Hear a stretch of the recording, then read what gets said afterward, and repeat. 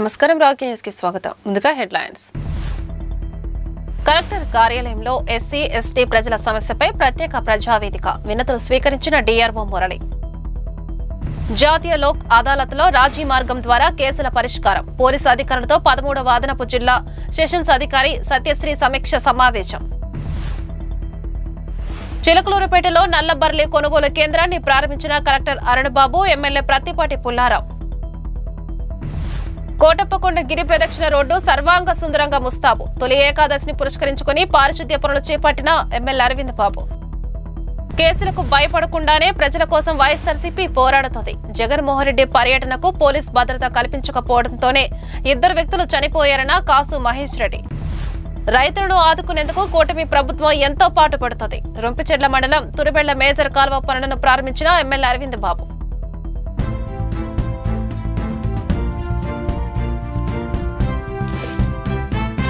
SC ఎస్టీలకు ప్రజా సమస్యల పరిష్కార వేదికను నిర్వహించారు. సుదూర ప్రాంతాల నుంచి వచ్చిన ఫిర్యాదుదారులు అర్జీలను అధికారులకు అందించి తమ సమస్యలను వినిపించారు. ఇందుకు స్పందించిన జిల్లా రెవెన్యూ అధికారి మురళి సంబంధిత శాఖలకు ఆయా సమస్యలను పరిష్కరించాలని ఆదేశించారు. సుమారు 20 దరఖాస్తులు అందాయని, వెనుకబడిన వర్గాల ప్రజల సమస్యల కోసం ప్రత్యేకంగా ప్రతి నెల 4వ శనివారం ప్రజావేదిక కార్యక్రమాన్ని నిర్వహిస్తున్నామని డిఆర్ఓ వెల్లడించారు.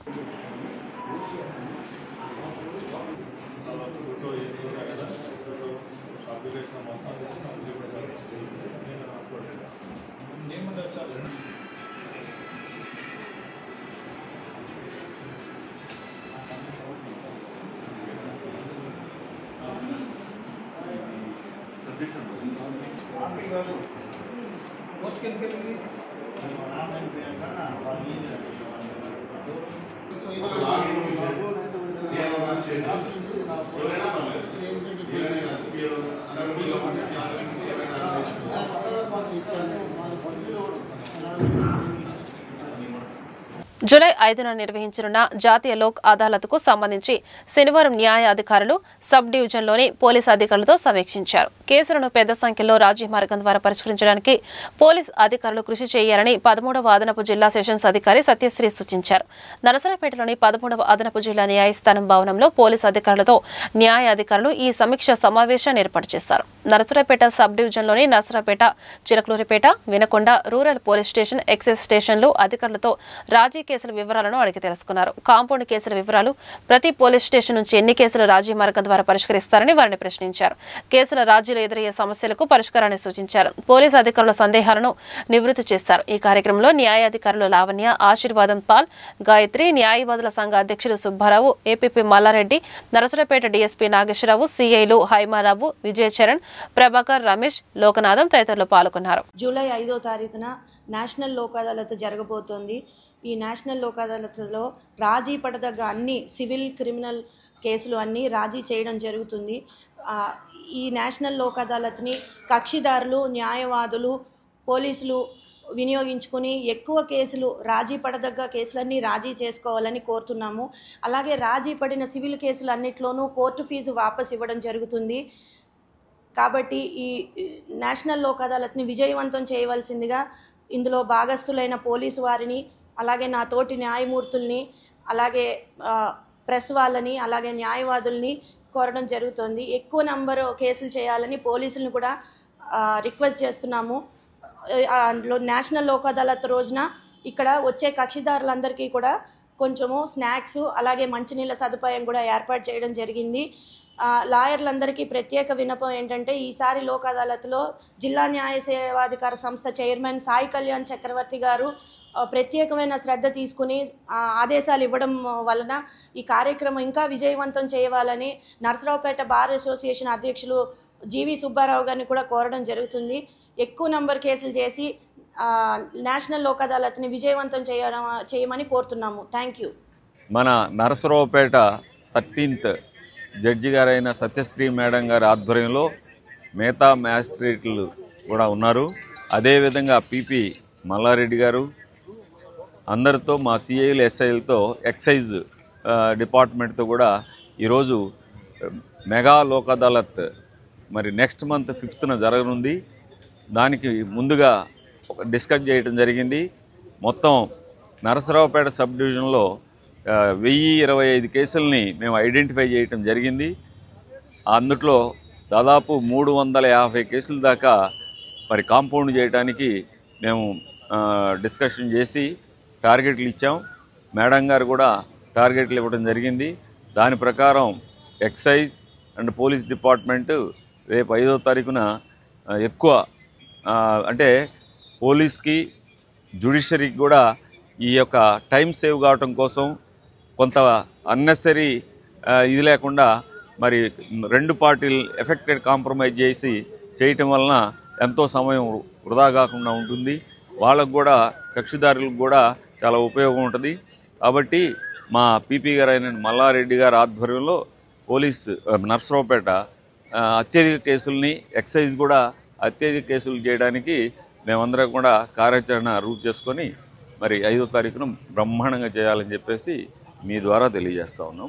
ఇంకా కక్షిదారులు కానీ కేసుల్లో ఉన్నవాళ్ళు దయచేసి మీరు ముందుకు రండి, మేము డిస్కస్ చేసి మీ కేసులను తీయడానికి సిద్ధంగా ఉన్నామని చెప్పేసి మరొకసారి మీ ద్వారా తెలియజేస్తా ఉన్నాం. మొట్టమొదటిసారిగా భారతదేశంలో ఈ లోక్ అదాలత్ అనే వ్యవస్థకు రూపకల్పన జరిగింది గుజరాత్ రాష్ట్రంలో జునాగఢ్ జిల్లాలో ఉనా అనే పట్టణంలో ఈ లోక్ అదాలత్ అనే కాన్సెప్ట్కి రూపకల్పన జరిగింది.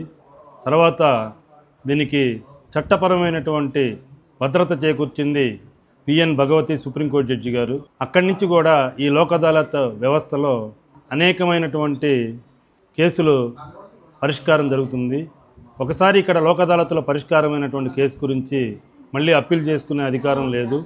ఏదైతే లోక్ అదాలత్ అవార్డు పాస్ చేసిందో ఆ లోక్ అదాలత్ అవార్డు పాస్ చేసిన దాని ప్రకారమే ఆ అవార్డులో రాసినటువంటి అంశాలనే మళ్ళీ తిరిగి అమలుపరిచేందుకు అవన్నీ కూడా చట్టబద్ధమైన కోర్టులు వాటిని పరిగణలోకి తీసుకొని ఈ లోక్ అదాలత్లో సమస్యలు పరిష్కరించుకునేందుకు కేసులు పరిష్కరించుకునేందుకు ఒక చక్కని అవకాశం కూడా. ఈ అవకాశాన్ని కక్షిదారులు అటు బాధితులు అటు ముద్దాయిలు లేదా వాదులు ప్రతివాదులు తమ సమస్యల్ని త్వరితగతిన వేగవంతంగా పరిష్కరించుకోవడానికి ఇది చక్కని అవకాశం. కాబట్టి ఈ లోక్ అదాలత్ అంశాన్ని ప్రతి కోర్టు కూడా ప్రతి జిల్లాలో కూడా ప్రతి కోర్టు కూడా ఈ లోక్ అదాలత్కు చాలా ఇంపార్టెంట్. అంటే ప్రతిసారి జరిగే లోక్ అదాలత్లో కాకుండా మెగా లోక్ అదాలత్లు, నేషనల్ లోక్ అదాలత్లు ఇట్లా అన్ని లోక్ అదాలత్లో కూడా కొన్ని వందల సంఖ్యలో కేసులు కూడా పరిష్కారం కాపాడుతున్నాయి. కాబట్టి ఈ లోక్ అదాలత్ని ప్రతి ఒక్కరూ కూడా సద్వినియోగం చేసుకోవాలని కోరుకుంటున్నాను. పొగాకు పంటను సాగు చేసిన రైతుల మార్కెటింగ్ ఇబ్బందులను దృష్టిలో ఉంచుకొని ఎమ్మెల్యే పుల్లారావు సూచన మేరకు 3 రకాల ధరలు నిర్దేశించి కొనుగోలు కేంద్రాలు తెరిచామని, ఇప్పటి వరకు నాణ్యతను బట్టి 60, 120 ధర చెల్లిస్తుండగా ఇక నుంచి మధ్యస్థంగా 90 ధర కూడా అందుబాటులో ఉంటుందని కలెక్టర్ అరుణబాబు తెలిపారు.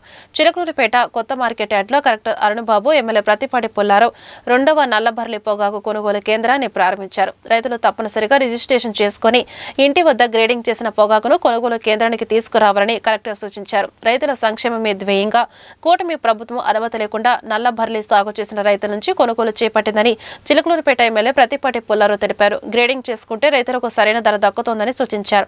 రైతులు ప్రభుత్వం అనుమతి లేదా ప్రైవేటు కంపెనీలతో స్పష్టమైన ఒప్పందం లేకుండా నల్లబర్లి సాగు చేయవద్దని ఆయన సూచించారు.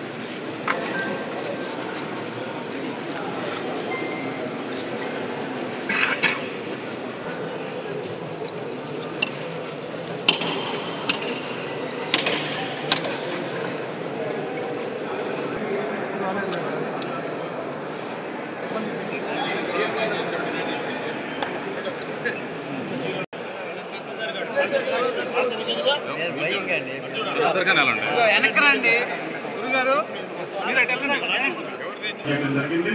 జిల్లాలో మేము మొత్తము ఇది పోతే ఎంతో మంది రైతులు ఆత్మహత్యలు చేసుకునేవారు. మాజీ మంత్రివర్యులు రైతు బాంధవుడు స్వతహాగా రైతు అయినటువంటి మన ఎమ్మెల్యే గారికి ఈ వ్యవసాయం మీద చాలా అవగాహన ఉంది. పొగాకు కానీ ఇతర పంటలు కానీ వాళ్ళు స్వతహాగా పండించారు.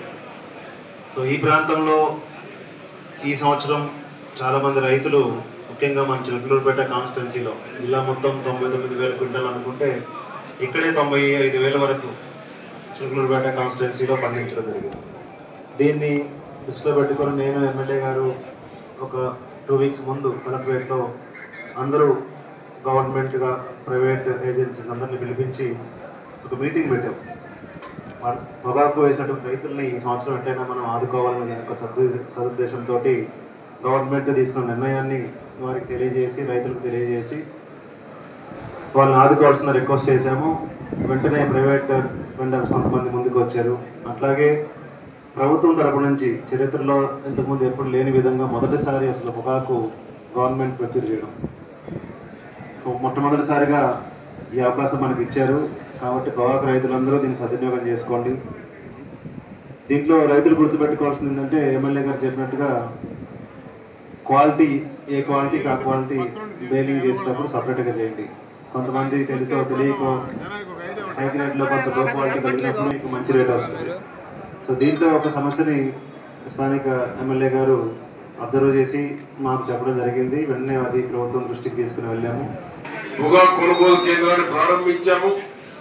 ఎవరైతే యాప్ ద్వారా రిజిస్టర్ చేసుకుంటారో వీలైనంత త్వరగా రైతుల దగ్గర ఉన్న నిల్వలని కొనుగోలు చేసి రైతులను ఆదుకోవడమే ప్రధానమైనటువంటి ధ్యేయం. సుమారు 300 కోట్ల రూపాయలు ఇప్పటికే ప్రభుత్వం విడుదల చేయడం కూడా జరిగింది. సుమారుగా గతంలో గత ప్రభుత్వం వదిలేసి రైతులకి ధాన్యం డబ్బులు కూడా సుమారు 1700 కోట్లు చంద్రబాబు గారి ప్రభుత్వమే విడుదల చేయడం జరిగింది. ఆ విధంగా రైతులకు అనుకూలంగా అనధికారికంగా పొగాకు వేసినప్పటికీ రైతులను ఆదుకోవడమే లక్ష్యంగా ఈ ప్రభుత్వం ముందుకెళ్ళడం జరుగుతూ ఉంది. అదేవిధంగా ఇప్పుడు నెక్స్ట్ ఇయర్ పొగాకు అనుమతి లేకుండా వేయొద్దంటున్నాం, నిషేధించబడుతూ ఉంది. ఎందుకంటే పొగాకు కంపెనీ వాళ్ళు ఓరవగా చెప్పారు 15,000 ఇస్తామని నల్లపల్లి వేశారు. వేసిన తర్వాత పొగాకు కంపెనీలు చేతులు పైకెత్తేసినాయి. ఆన్ పేపర్ మీద రైతు ఎక్కడ బాండ్ పేపర్ తీసుకోలేదు. బాండ్ పేపర్ తీసుకొని వేసుకొని ఉంటే ఇవాళ మనం రైతు కంపెనీల వాళ్ళని ఒత్తిడి చేపించి కొనుగోలు చేయించేవాళ్ళం. ఇవాళ అటువంటి పరిస్థితులు లేవు. కాబట్టి ప్రభుత్వం చొరవ తీసుకొని నరసరావుపేటలో కలెక్టర్ గారి ఆధ్వర్యంలో పొగాకు కంపెనీ యాజమాన్యం ఎవరైతే ఉన్నారో వాళ్ళందరితో మీటింగ్ కూడా పెట్టడం జరిగింది. వాళ్ళ మీద రిక్వెస్ట్ చేసి కొనుగోలు చేయాలని కూడా చెప్పాము. తర్వాత ఇప్పుడు రాష్ట్ర వ్యాప్తంగా పొగాకు నిల్వలు ఎక్కడైతే ఉన్నాయో ఆ ఉన్న సెంటర్స్ ని ఓపెన్ చేసి వీలైనంత త్వరగా రైతుల దగ్గర ఉన్న నిల్వల్ని కొనుగోలు చేయాలని గౌరవ ముఖ్యమంత్రి గారు కూడా సూచనలు సలహాలు ఇచ్చారు.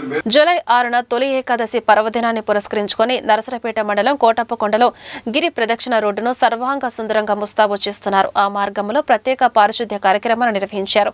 ఎమ్మెల్యే అరవింద్ బాబు చీపురు పట్టుకుని రోడ్డును ఊడ్చి శుభ్రం చేశారు.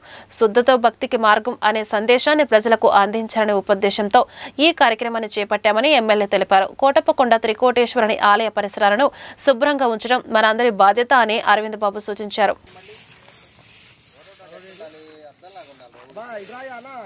వాళ్ళ మరి ప్రజలందరూ కూడా కోటప్పకొండ చుట్టూ ఉన్న గ్రామస్తులు, మరి ఉమ్మడి కూటమి నాయకులు, కార్యకర్తలు అందరూ కూడా, మహిళలు, మరి రాబోయే జూలై 6వ తేదీన జరగబోయే తొలి ఏకాదశి పండుగకు ప్రజలందరూ కూడా ఎంతో సంతోషంగా మరి శివుని దర్శనం చేసుకోవాలి. ఇటువంటి కార్యక్రమంలో మరి కోటప్పకొండ చుట్టూతో ఉన్న గిరి ప్రదక్షిణ రోడ్డుని కూడా ఇవాళ శుభ్రం చేస్తున్నాము.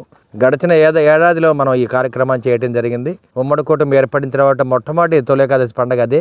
మరి అందరం కూడా ఘనంగా చేయడం జరిగింది. దాదాపు ఆ రోజు 50,000 మంది నుంచి 1,00,000 మంది భక్తులు వచ్చే అవకాశాలు ఉన్నాయి. కాబట్టి మరి ఇక్కడ నడిచే పాదయాత్ర చేసే భక్తులందరూ కూడా గిరి ప్రదక్షిణ చేయడానికి వీలుగా రాళ్ళు గుచ్చుకోకుండా, ముళ్ళు గుచ్చుకోకుండా, అదేవిధంగా మంచినీటి సౌకర్యాన్ని కలగజేస్తున్నాము.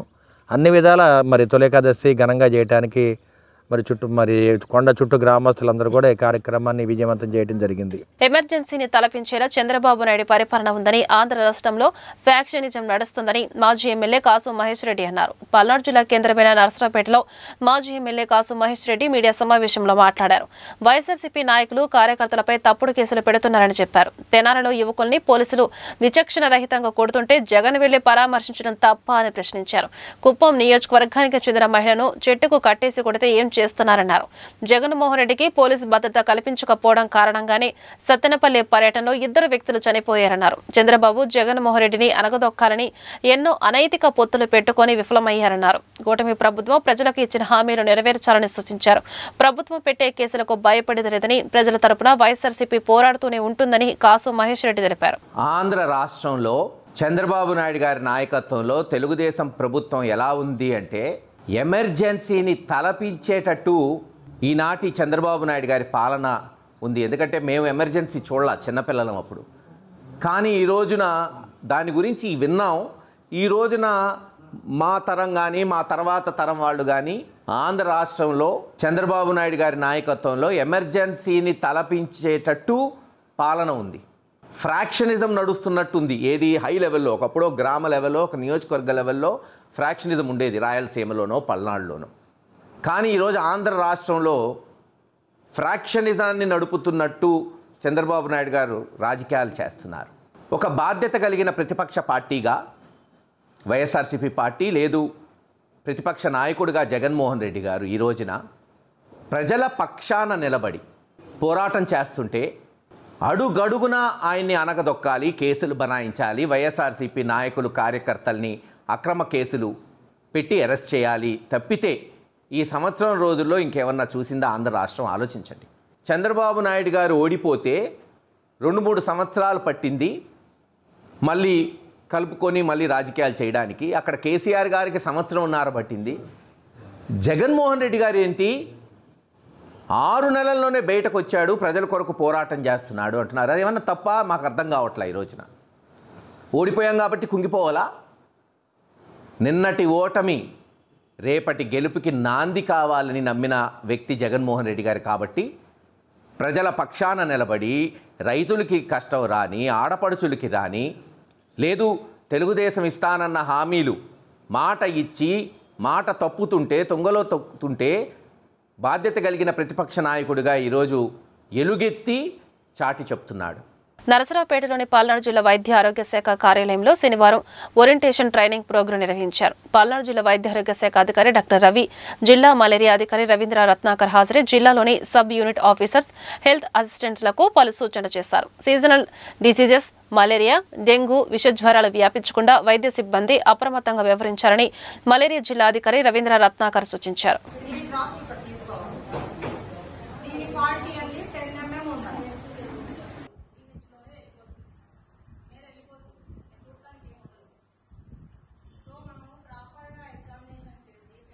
అందరికీ నమస్కారం అండి.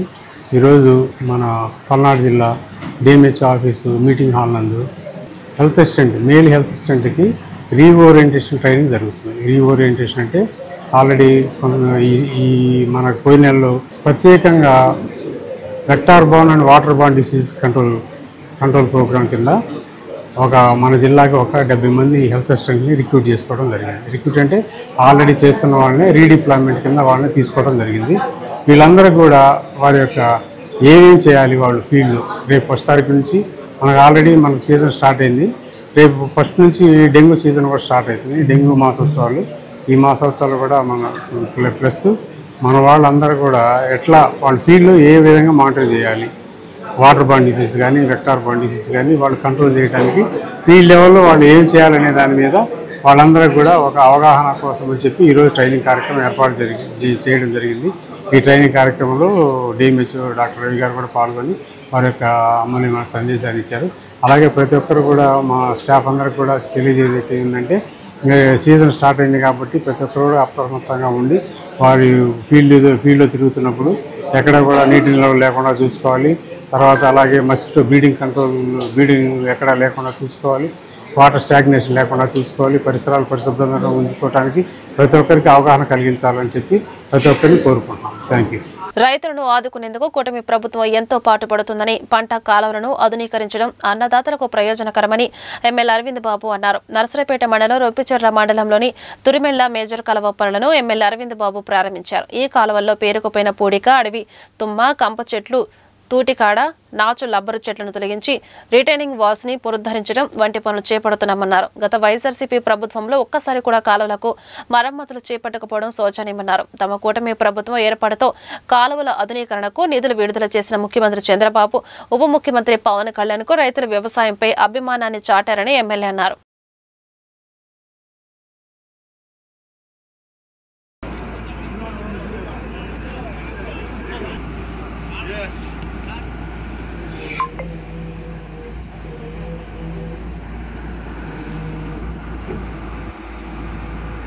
పల్నాడు జిల్లా పెదకూరుపాడు నియోజకవర్గం అత్తలూరులో నవవధువుపై కొంతమంది యువకులు అత్యాచార యత్నానికి పాల్పడ్డారు. ఆమెకి 20 రోజుల క్రితమే వివాహమైంది. భర్త ఇంట్లో లేని సమయంలో ఆమెపై అత్యాచార యత్నం చేశారు. అదే గ్రామానికి చెందిన 4 యువకులు ఈ వ్యవహారానికి పాల్పడ్డారు. ఇందుకు మనస్తాపం చెందిన బాధితురాలు ఆత్మహత్య యత్నం చేసింది. ఆమె ప్రస్తుతం గుంటూరు జీజీహెచ్లో చికిత్స పొందుతుంది. పోలీసులు ఈ ఘటనపై విచారిస్తున్నారు. స్కూల్కి వెళ్ళిన కాంచి ఎమ్మడబడుతున్నారు. వాళ్ళ ఫ్యామిలీ వాళ్ళకి కూడా చెప్పాం. వాళ్ళ అమ్మ నాన్న చెప్పినా కూడా వాళ్ళు వినలేదు. వెనకపోయేసరికి ఇంక మా అమ్మ ఏం పరువు వద్దామని చెప్పి పెళ్లి చేసింది. పెళ్లి చేసినా కూడా వీళ్ళు ఇంతే అమ్మడబడుతున్నారు. అమ్మ చెప్తే అమ్మ వెళ్ళి వాళ్ళ అమ్మలో చెప్పినా కూడా అయినా వింటలేదు. వీళ్ళేంది మా మామయ్యలు ఏంటి ఇంట్లోకి వచ్చి గట్టిగా పట్టుకొని మంచంలో పనుకోబెడతా ఉన్నారు. అంతలోకి మా మామయ్య పెద్ద గొడవ అయింది. ఇంకా పరువు పోయి ఉండలేక గడ్డి ముందు తాగేసాను నేను. ఇంక తర్వాత కళ్ళు తెచ్చేసరికి హాస్పిటల్లో ఉన్నా. నన్ను పాడు చేసి ఒక అబ్బాయి ఏమో మంచం చేతులు పట్టుకొని పాడు చేయొద్దా ఉంటాడు. ఒక అబ్బాయి ఏమో కిటికీల నుంచి వీడియో తీయొస్తా ఉంటాడు బ్లాక్మెయిల్ చేయడానికి. మళ్ళీ అందుకు ఇంక అంతలో మా మామయ్య వచ్చాడు. వచ్చి ఒక దెబ్బ జరగగానే వాళ్ళు పెద్దగా లాచి అందరూ వచ్చారు. అందరూ వచ్చి చూసి నీ తప్పు లేకుండా వస్తారా నన్నే అన్నారని ఇంక ఇంట్లోకి వెళ్ళి గడ్డి ముందు తాగేశాను.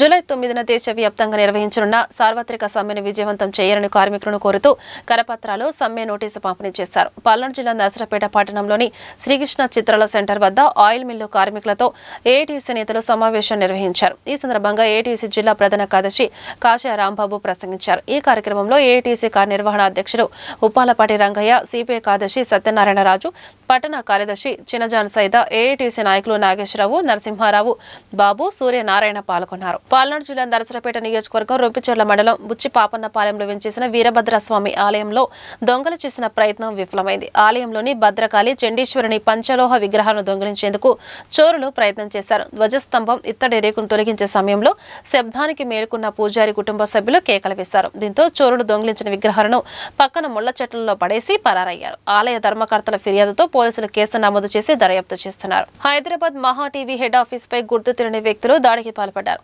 టీఆర్ఎస్ ప్రభుత్వం ఫోన్ ట్యాపింగ్ అంశంపై వార్తలు ప్రసారం చేస్తారని చర్చలు నిర్వహించారని బీఆర్ఎస్ కార్యకర్తలు ఈ దాడికి పాల్పడ్డారు.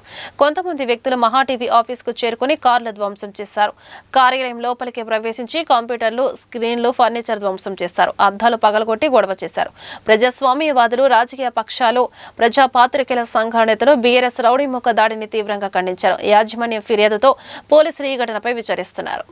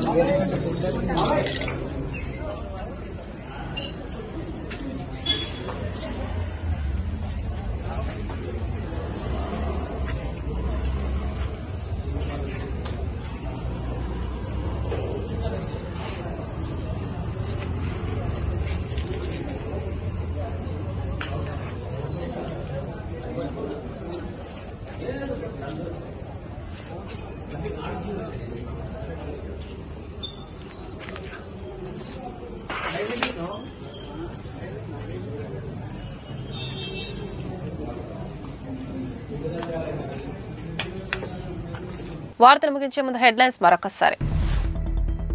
కలెక్టర్ కార్యాలయంలో ఎస్సీ ఎస్టీ ప్రజల సమస్యపై ప్రత్యేక ప్రజావేదిక వినతులు స్వీకరించిన డీఆర్ఓ మురళి.